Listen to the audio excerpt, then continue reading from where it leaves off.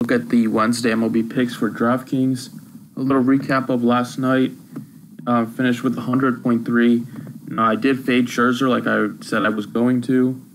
And I went with the Red Sox stack, which worked out great, but just unfortunately didn't get much of anything out of Musgrove and Evaldi, so just barely missed out in double up. So it sucks, but got to look on to tonight slate. So looking to bounce back, get back on the winning ways. So let's get right into it.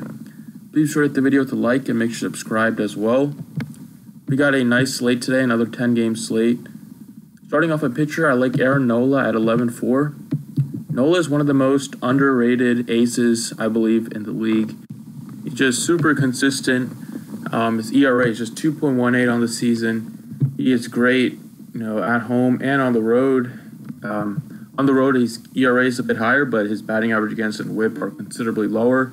And we saw Zach Eflin just shut down the Cubs. So if Eflin can have success, I see no reason why the Phillies, top arm can't have another good game against these Cubbies in Wrigley.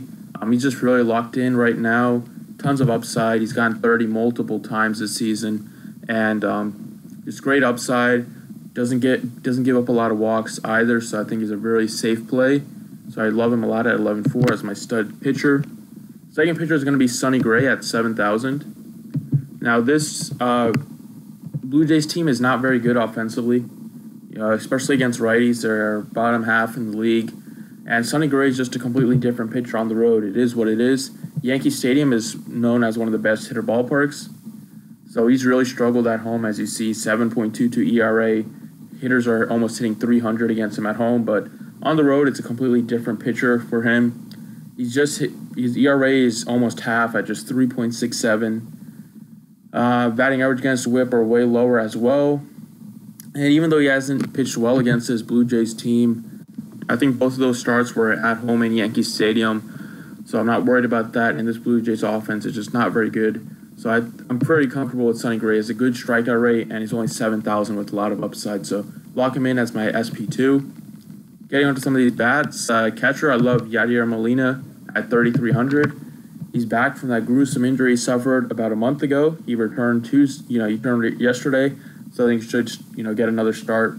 Still very cheap. We're getting about a good discount on his price tag. He was one of the best offensive catchers the first month of the season before he went down, and I see no reason why he can't have another great game today.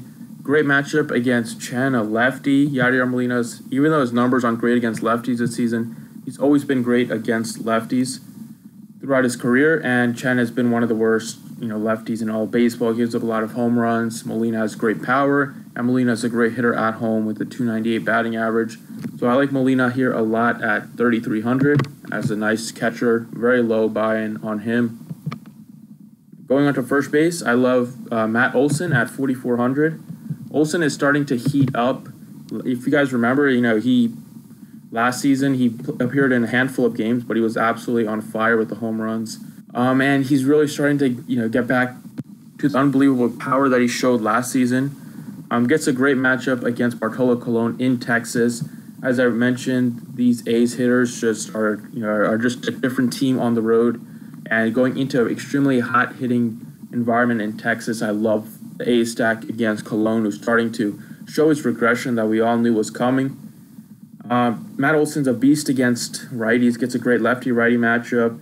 This season, 10 of his 12 home runs have come against righties. And on the road, he's a great pitcher as well. A great hitter. The 260 batting average and 510 slugging. So I love Matt Olson here at 4,400. He's really starting to, he's really hot and starting to creep in the right direction. Third baseman, I love Miguel Sano here at 4,100. Sano is starting to really come alive recently, as you see here. It looks like he's putting that slow start that he had behind him and gets a great matchup. This entire Twins team gets a great matchup against Hector Santiago, who walks a ton of hitters, gives up a lot of hard contact as well. And Sano, even though he struggled against lefties this season, throughout his career, Sano's has been mashing lefties. Last season, he hit 297 with a 604 slugging percentage against left-handed pitching, and Santiago really does struggle against righties. So I love Sano here at home. Against Santiago, I think he's in a great spot here at 4,100. Going on to the outfield, I love George Springer at 4,800. We all know that George Springer is a lefty smasher. He has to face Wade LeBlanc.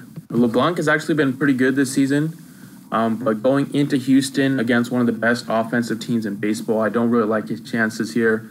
And I want to target Sano. I'm probably not going to be stacking the Astros because I think there's a couple better teams to stack, like the Twins and Oakland. But I do like a couple plays, especially George Springer. He's got to be my favorite play on that team. Leading off for the Astros, he's a little cheap too at 4,800 against a lefty. His price is usually north of 5,000, so we're getting a good discount.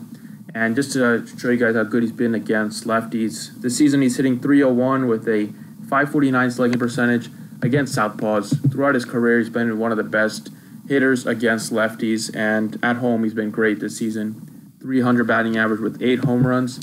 So he's in a good form recently. I think that's going to continue against LeBlanc here at 4,800. So there you have it. Those are 6 guys I like for Wednesday's slate. Thanks for watching. Please be sure to hit the like button if you enjoyed, and good luck tonight.